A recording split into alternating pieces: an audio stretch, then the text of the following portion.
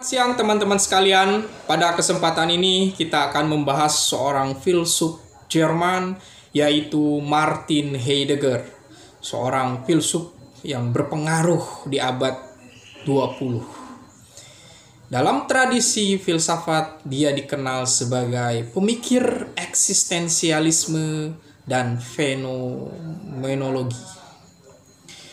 Jadi, kedua tradisi filsafat yaitu eksistensialisme dan fenomenologi menjadi sangat kuat di pemikiran Heidegger. Menurut Heidegger, manusia sudah lupa memikirkan tentang ada. Manusia dengan kesehariannya dia hidup mempergunakan benda, menjalani rutinitas, mempergunakan produk sains dan teknologi, hidup sebagai bagian dari struktur sosial dan mengalir saja gitu kan. Manusia hidup memproduksi kebenaran, baik itu olahan dari interpretasi agama. Manusia menyadari tentang kebenaran, baik dengan itu adalah hasil dari kontemplasi filsafat. Tetapi menurut Heidegger, manusia sepertinya lupa tentang keberadaannya di dunia. Apakah manusia melupakan tentang makna ada, gitu kan? Being. Jadi menurut Heidegger, dia memasuki suatu hal yang sangat mendasar tentang segala sesuatu di dunia ini, yaitu tentang ada gitu kan. Karena ada mendahului kebenaran pemikiran manusia. Ada mendahului interpretasi kitab suci tentang segala sesuatu. Lalu kenapa manusia tidak membahas mengenai ada gitu kan?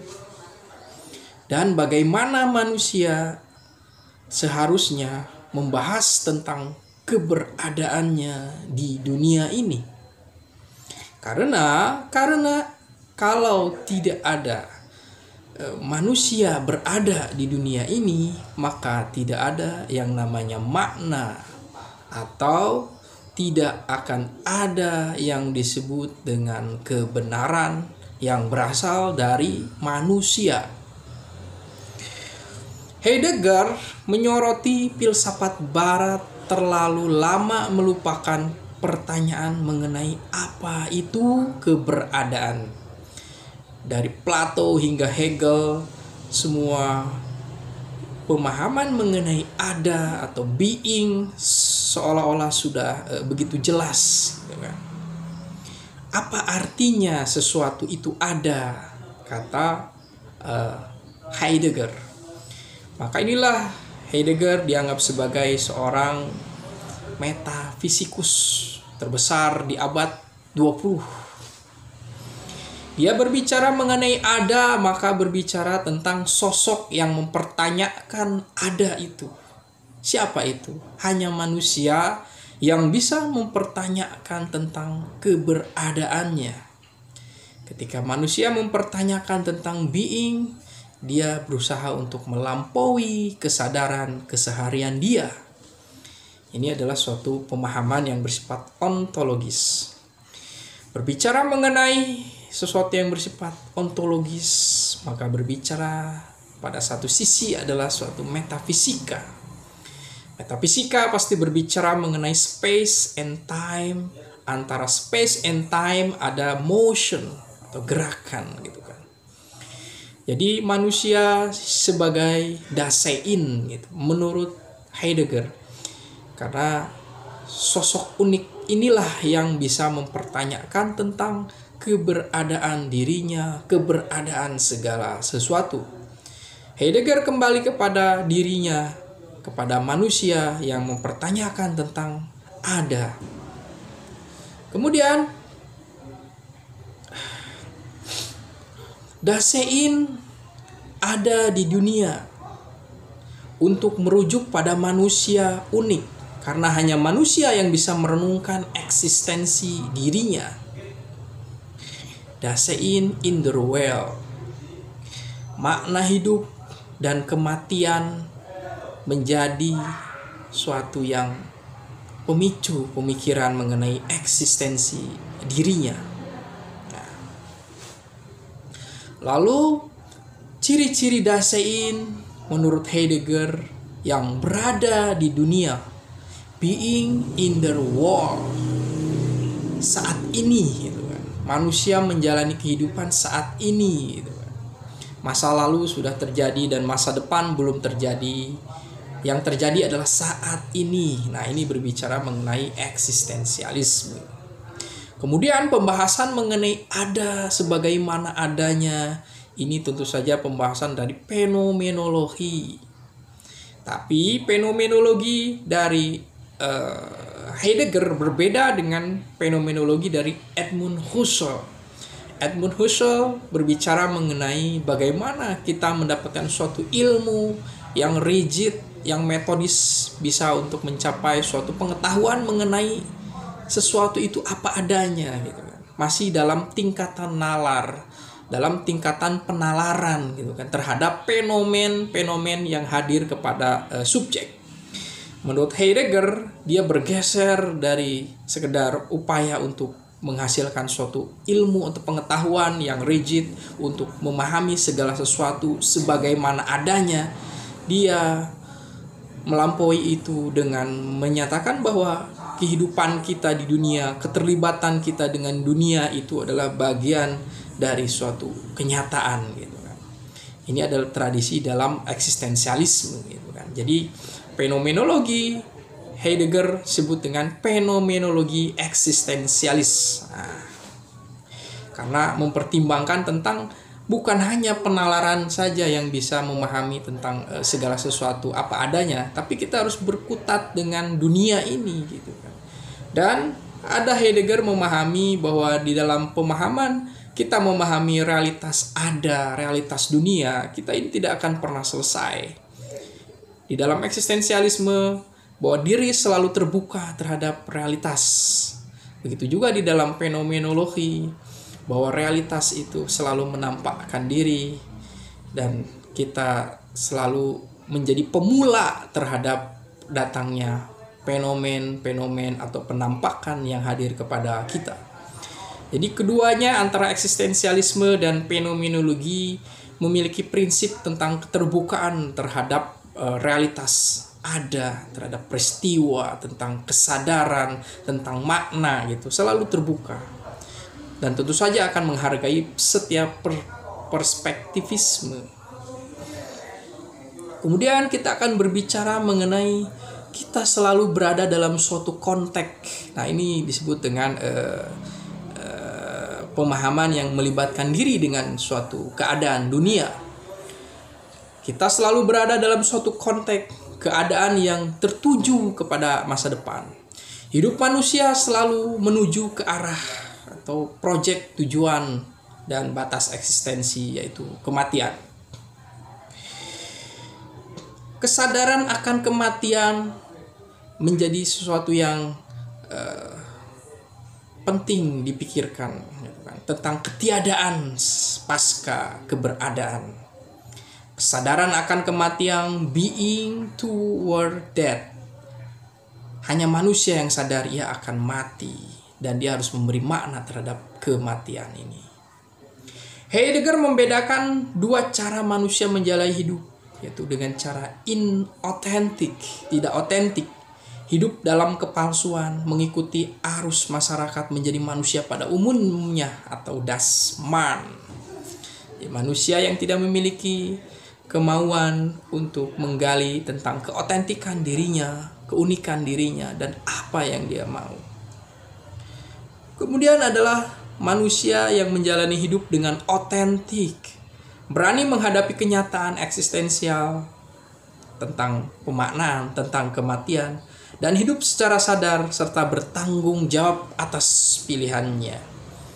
Nah, dari moralitas kita pahami bahwa ya seseorang yang dianggap memiliki moralitas, dia harus memiliki kebebasan, baru ada evaluasi tentang moralitas. Kalau seseorang tidak memiliki kebebasan melakukan suatu tindakan yang tidak baik, itu karena keterpaksaan, yaitu tidak bisa dikaitkan dengan moralitas. Hidup otentik muncul ketika kita menghadapi kematian sebagai kenyataan eksistensial, bukan sebagai hal yang jauh atau abstrak. Nah, di sini Heidegger memahami tentang eksistensi kita ini memiliki batas, gitu kan. Ada sesuatu yang misteri yang akan kita hadapi. Maka kita merenungkan tentang ada ini menjadi suatu yang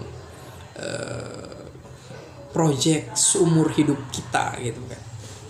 Bukan hanya berhenti pada perumusan kebenaran sains. Menurut Heidegger, pengetahuan berakar dalam berada di dunia, being in the world. Heidegger menegaskan bahwa manusia selalu berada di dunia dan berhubungan langsung dengan hal sekitar secara praktis. Keterlibatan dengan dunia. Nah, ini ada pengetahuan prareflektif. Pengetahuan sebagai keterbukaan terhadap being, sikap terbuka terhadap kebenaran, keberadaan atau aletheia, sesuatu yang dia sebut sebagai aletheia, ini ya, pengungkapan terbukanya tirai suatu kebenaran. Jadi Heidegger tentu saja sosok yang menjadi inspirasi bagi para pengkaji metafisika di Eropa atau di Barat ya. Dia berbicara mengenai realitas ada, gitu kan, sesuatu pembahasan yang mendasar, gitu kan. Itu kita anggap sebagai sesuatu yang mudah, tetapi mungkin itu membutuhkan bukan hanya sekedar penalaran logika, penalaran filosofis, tetapi juga suatu penghayatan. Karena motif atau metafisika dari Heidegger ini melibatkan dua cara pandang, yaitu dari eksistensialisme, kita berada berdasarkan suatu keadaan yang apa adanya, gitu kan. Ini eksistensialisme itu berusaha untuk menyadarkan kita bahwa kita ini unik. Yang bisa memikirkan tentang ada itu hanya kita manusia. Kita ini adalah satu-satunya manusia, gitu kan. Saya ini adalah satu-satunya di dunia ini sebagai saya, tidak ada yang lain, gitu. Tidak ada yang menggantikan diri saya. Bahkan ketika saya mati, tidak bisa kematian saya digantikan oleh orang lain, itu adalah saya. Kemudian ada motif dari fenomenologi. Ini adalah metode yang diambil dari Edmund Husserl untuk memahami tentang realitas sebagaimana adanya. Ya, Heidegger ingin memahami tentang realitas sebagaimana adanya.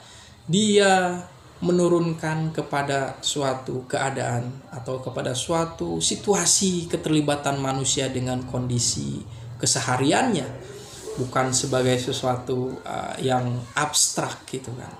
Karena sesuatu yang abstrak itu sudah ada sebagaimana adanya, dan Heidegger memikirkan tentang bagaimana yang ada ini mempengaruhi selain atau mempengaruhi kaitannya dengan manusia itu, yang tentu saja ada ini melingkupi manusia dan dunia kemanusiaan.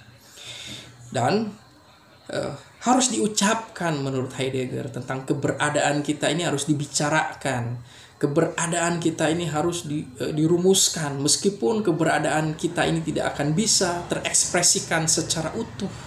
Karena pengalaman lebih luas ketimbang konsepsi pikiran, karena pengalaman eksistensial ini lebih luas ketimbang bahasa.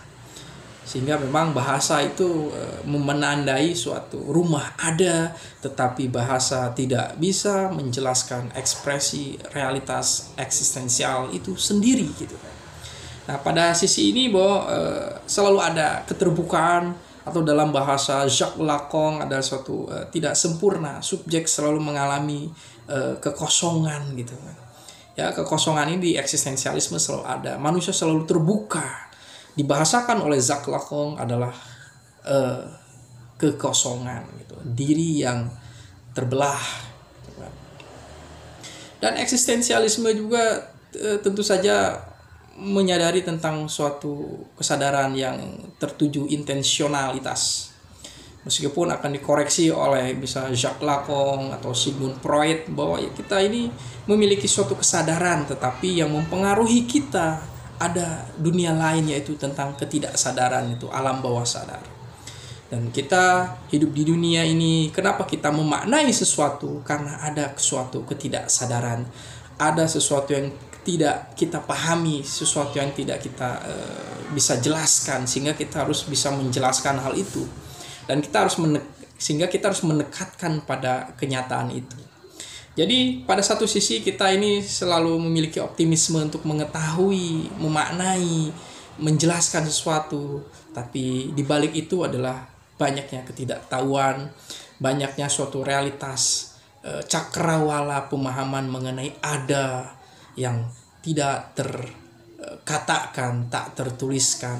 Dan itu akan selalu menjadi proyek kreativitas manusia untuk mengungkapkan tentang keberadaannya, tentang makna dirinya, dan tentang segala yang menjadi keterkaitan dengan kehidupannya. Heidegger mengkritik teknologi bukan karena teknologi itu tidak bermanfaat, tapi ada semacam rasionalitas instrumental yang menjadikan memandang manusia, memandang alam sebagai suatu alat gitu kan. Hanya sebagai alat, bahkan kita sudah diperalat oleh teknologi misalnya seperti itu. Jadi kita tidak menjadi manusia yang otentik ya. Tidak menjadi manusia yang bisa memahami kedalaman diri kita sendiri gitu. Dan karya dari Heidegger tentu saja adalah tentang keberadaan. Dia menulis tentang being and time gitu kan, tentang keberadaan dan waktu gitu kan. Space and time gitu. Ini kajian tentang metafisika yang selalu akan dibahas orang dengan suatu pendekatan yang lebih lengkap, mungkin dengan fenomenologi, dengan eksistensialisme, atau dengan psikoanalisis. Yang pasti setiap pemikiran tentang Heidegger akan selalu menarik untuk dibahas, apalagi mengenai metafisikanya. Dan kita anggap bahwa memikirkan tentang ada itu sebagai sesuatu yang